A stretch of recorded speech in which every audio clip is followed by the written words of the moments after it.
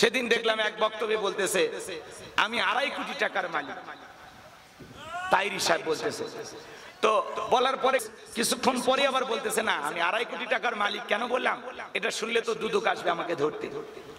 তা উনি এখন বলতেছে আমার দেহে যে কিডনি আছে এগুলো যে অনেক কিছু আল্লাহ দিয়েছে, এই দিক দিয়ে আমি বলতেছি আমার দেহে 2.5 কোটি টাকার সম্পদ আছে। কি চালাক বক্তব্যের পেঁয়াজ, কি কথা কয় না কেন? একবার ঢেলে দেই ভাইরাল হয়ে গেল, কথা কোন ঠিক কিনা? উনি তো আছে জিকির, মাশাআল্লাহ মাশাআল্লাহ আছে না? ওনার জিকির গুলো এই যে যুবকেরা আবার এগুলোতে বাদ্যযন্ত্র দিয়ে ডিজে বাটিতে আছে না? ডিজে বাটিতে হিন্দুদের বিয়ের বাড়িতে পর্যন্ত তাহিরি ভাইয়ের গান মুর্শিদ আছে না? এই জন্য ভাই আপনার জীবনের ত্রুটিগুলো তালাশ করে, আপনাকে নিয়ে মানুষ টল করতেছে, আপনার এই ফেসটা কাইটা ওই যে এক পপুলার সিঙ্গার গান গাইছে সেখানে নিয়ে যা আপনাকে নাচাচ্ছে। এরপরে দেখলাম মাঠের ভিতরে ফুটবল খেলতেছে, সেখানে আপনার ছবি লাগাইতেছে। এগুলো নিয়ে আলোচনা করেন।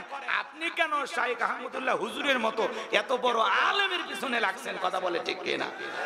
তার কথার যদি কোনো ব্যাপারে আপনার কাছে ভুল মনে হয়, কোনো কথা যদি আপনার পছন্দ না হয়, তার সাথে সরাসরি যোগাযোগ করুন, দেখা করুন, সাক্ষাৎ করুন, চার দেয়ালের ভিতরে আলোচনা করে বিষয়টা নিয়ে সমাধান করবেন। কথা বলে ঠিক কিনা?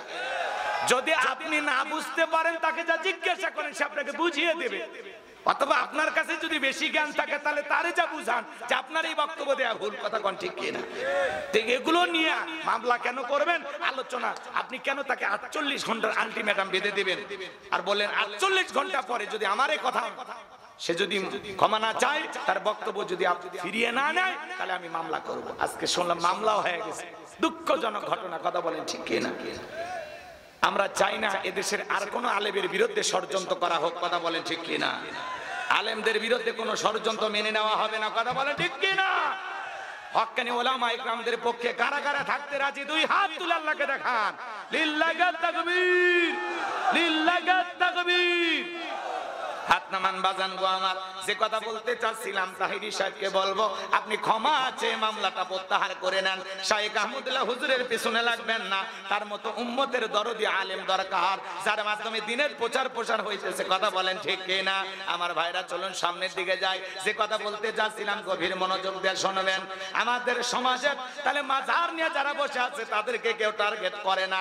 যারা মাজারের জিকির করতেছে, বিভিন্ন ধরনের শিরকে যারা লিপ্ত আছে, এদেরকে কেউ টার্গেট করে না। যারা কোরআনের হক কথা বলে, জিহাদের কথা বলে, আল্লাহর জমিনে আল্লাহর দ্বীনকে প্রতিষ্ঠিত করতে চায়, কোরআনের সমাজ কায়েম করতে চায়, তাদেরকে টার্গেট করে করে ভিতরে ঢুকানো হয়। কথা বলেন ঠিক কিনা? এইবার কবিরা যখন বলেছে আগামী 3 মাসের মধ্যে মুসা নামের একটা ছেলে জন্মগ্রহণ করবে, ওর কারণে রাজত্ব পাওয়ার ক্ষমতা থাকবে না, এই কথা শোনার পরে ফিরাউনের মাথা গরম, টেনশনে পড়ে গেছে। হামানকে ডেকে বলে, হামান এইদিকে আয়। দবিরা কি বলতেছে? আগামী 3 মাসের মধ্যে মুসা নামের একটা ছেলে জন্মগ্রহণ করবে, ওর কারণে রাজত্ব পাওয়ার ক্ষমতা থাকবে না, এটা তো মেনে নেওয়া যায় না। এইবার হামান ডেকে বলে, নেতা টেনশন নিবার কোনো কারণ নাই, মাইট ইজ রাইট, জোর যার মূল্য তার, পাওয়ার রাজত্ব ক্ষমতা আমাদের হাতে, আমরা যা বলবো মিশরের জনগণ তাই মানতে বাধ্য। বলে কি করতে চাও?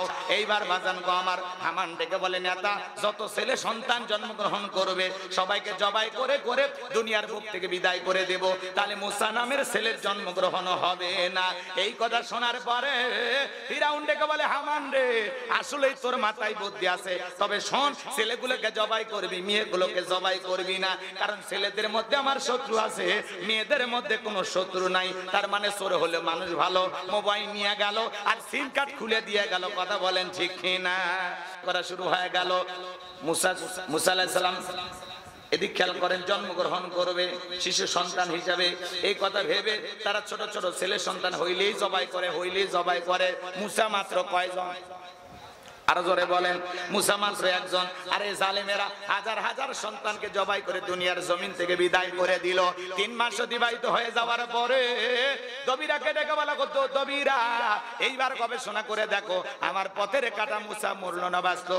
দবিরা ভাগ্য গবেষণা করে বলেন, নেতা যদি বনি ইসরাইল মায়ের বুক খালি কইরা হাজার হাজার সন্তান জবাই করে দুনিয়ার জমিন থেকে বিদায় করে দিয়েছেন, কিন্তু আপনার পথের কাটা মুসা এখনো মরে নাই, মায়ের কোলে জীবিত আছে, সুস্থ আছে, কিন্তু কোন বাড়িতে আছে, কোথায় আছে, এইটা বলার ক্ষমতা আমাদের নাই। বলেন আল্লাহু আকবার।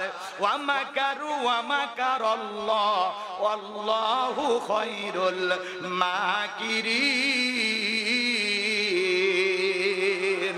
খেলাকার আল্লাহ চাই মুসারে বাঁচাইতে, আর ফিরাউন চাই মারতে। ওর 14 গোষ্ঠী এক জায়গায় হয়ে মারতে পারবে না। বাজান গো আমার লম্বা হবে, লম্বা করব না, সংক্ষিপ্ত কথা বলে দিয়ে যায়। এইবার ফিরাউন ডেকে বলে, এ সেনাবাহিনীর দল চতুর্দিকে ছড়িয়ে পারো, যে জায়গায় মুসারে পাইবা ধরবার জবাই করবা যাও, এলাকায় তল্লাশি চালাও, চিরন অভিযান চালাও। একদল সেনাবাহিনী মুসা নবীর বাড়ির দিকে রওনা করেছে। মুসা নবীর বড় বোন নাম তার মারিয়ম, ডেকে বলে, মা ওই যে ফিরাউনের সেনাবাহিনী দেখা যায় মা, আর বুঝি ভাইকে বাঁচানো গেল না, ভাইকে তুমি কই লুকিয়ে রাখবা? বাজান গো আমার হৃদয়ের কান পেতে কথাগুলো শুনবেন। এইবার মুসা নবীর মা সন্তানকে কোলে নিয়ে এদিক সেদিক দৌড়ায়। কে যেন ইলহামের মাধ্যমে আওয়াজ দেয়, বলে মুসার মা তোমার সন্তানটাকে চুলার ভিতরে ফেলে দাও, কথা দিলাম গো তোমার সন্তানকে আবার তোমার কোলে ফেরায় দেব। বলেন মারহাবা। এইবার ফিরাউনের সেনাবাহিনী পুরো বাড়ি তল্লাশি চালালেন, সার্চ করলেন, তন্ন তন্ন করে খুঁজলেন, কোথাও কিছু পেলেন না। এইবার ফিরাউনের সেনাবাহিনী যখন চলে গেল, মুসা নবীর মা চুলার ভিতরে তাকায় দেখে মুসা নবী চুলার ভিতরে পড়ে মুস্কি মুস্কি হাসে। বলুন সুবহানাল্লাহ। এইবার সন্তানকে কোলের মধ্যে নিলেন। কে যেন ডেকে বলে ইলহামের মাধ্যমে, ও মুসার মা আর কতদিন জালেমদের ভয়ে সন্তানটাকে লুকিয়ে রাখবা? সিন্ধুক একটা বানায়া দরিয়ার বুকে ভাসায় দাও, কথা দিলাম গো তোমার সন্তানকে তোমার কোলে ফেরা দেব। বলেন মারহাবা। মুসা নবীর মা টেনশনে পড়ে গেল, সিন্ধুক পাবে কোথায়? পরের দিন সকালবেলা কে যেন ডেকে বলে, মিস্ত্রি লাগবে মা, আমি একজন মিস্ত্রি। মুসা নবীর মা ডেকে বলে, মিস্ত্রি দিকে আসো, তুমি কি বানাইতে পারো? মিস্ত্রি বলে, মা আপনি যদি মনে করেন এমন একটা সিন্ধুক আপনার দরকার, যে সিন্ধুকের ভিতরে আপনার সন্তানকে তুলে দরিয়ার বুকে ভাসায় দিবেন, আপনি চাইলে এরকম একটা সিন্ধুক আমি বানায় দিতে পারি। মুসা নবীর মা বলে, মিস্ত্রি তুমি তোমার মনের কথা বলেছো, এরকম একটা সিন্ধুক তো আমার দরকার। মিস্ত্রি বলে, মামার যন্ত্রপাতি আছে, ধার দেবার জন্য পানি লাগতে পারে, আবার না হলে চলবে, আপনি একটু পানি নিয়ে আসেন। মুসা নবীর মা ভিতর থেকে পানি নিয়ে এসে দেখে মিস্ত্রি সুন্দর একটা সিন্ধুক বানায়া দাঁড়িয়ে আছে। এবার সিন্ধুকটা হাতের মধ্যে দিয়া মিস্ত্রি শুধু দৌড়ায়। মুসা নবীর মা ডেকে বলে, মিস্ত্রি লোহার পয়সা কি নিবা না, কাঠের পয়সা কি নিবা না, তোমার পারিশ্রমিকের দামটা কি নিবা না? মিস্ত্রি ডেকে বলে, মা সারা বিপদে পড়ে আমি তাদের উপকার করি, বিনিময়ে টাকা পয়সা গ্রহণ করি না। বলেন মারহাবা। মুসা নবীর মা ডাইকা বলে, মিস্ত্রি এই বিপদের দিনে এত বড় উপকার করলা, লোহার পয়সাও নিবা না, কাঠের পয়সাও নিবা না, পারিশ্রমিকের দামটাও নিবা না, অন্তত তোমার নামটা বলে যাও, মাঝে মাঝে তোমার কথা মনে হলে আল্লাহর কাছে তোমার জন্য দোয়া করব। মিস্ত্রি ডেকে বলে, মা আমি দুনিয়ার সাধারণ কোন মিস্ত্রি না, আমি আল্লাহর ফেরেশতা, আমার নাম হলো জিবরাইল। এবার মুসা নবীকে সিন্ধুকের ভিতরে তুলে দরিয়ার বুকে ভাসায় দেওয়া হলো। ভাই বলবো যেহেতু শুরু করেছি, ফিরাউনক সুবে মারিয়ে ফাইনাল খেলা খেলে দম যাওয়ার দরকার আছে না নাই? ফিরাউনক সাইজ করে কারা কারা যাইতে রাজি? দুই হাত তুলে আল্লাহকে দেখা, লিল্লাহি তাকবীর। আপনামান ইসলামের জন্য জানমাল কুরবানি করতে রাজি আছেন তো ইনশাআল্লাহ?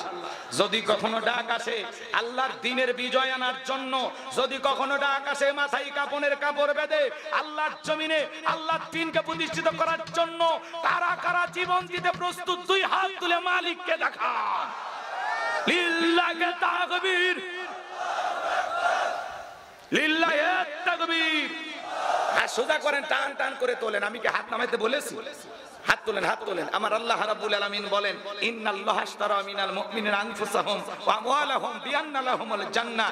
সূরা তাওবার 111 নম্বর আয়াতে আল্লাহ পাক জানিয়ে দিলেন, নিশ্চয়ই মুমিন বান্দাদের জান মাল আমি আল্লাহ ক্রয় করে নিয়েছি, বিনিময়ে দেব জান্নাত। বলুন সুবহানাল্লাহ। তাহলে বলেন তো বাজান, আপনার আমার জীবনের মালিক কে? আপনার আমার সম্পদের মালিক কে? আল্লাহর দেয়া জীবন, আল্লাহর দেয়া সম্পদ আল্লাহর পথে খরচ করতে রাজি আছেন তো মুসলমান? রাজি আছেন তো ইনশাআল্লাহ?